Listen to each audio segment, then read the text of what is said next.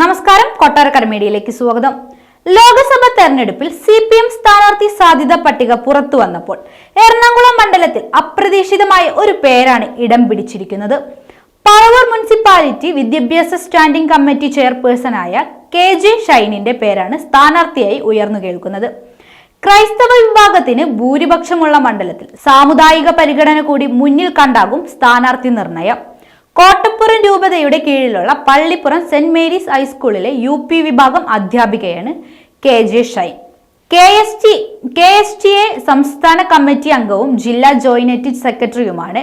കോട്ടപ്പുറം രൂപതയുടെ KCSL, KCYM എന്നീ സംഘടനകളിൽ പ്രവർത്തിച്ച് ഷൈൻ SFIയിലൂടെയാണ് രാഷ്ട്രീയത്തിലേക്ക് എത്തുന്നത്.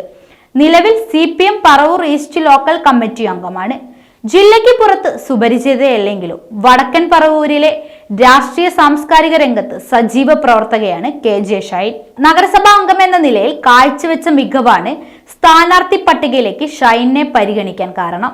ലോക്സഭാ സ്ഥാനാർത്ഥി ചർച്ചകളിൽ KV തോമസിന്റെ മകൾ രേഖ തോമസിന്റെ പേരായിരുന്നു ഇടതുമുന്നണിയിൽ ആദ്യം ഉയർന്നു കേട്ടത്.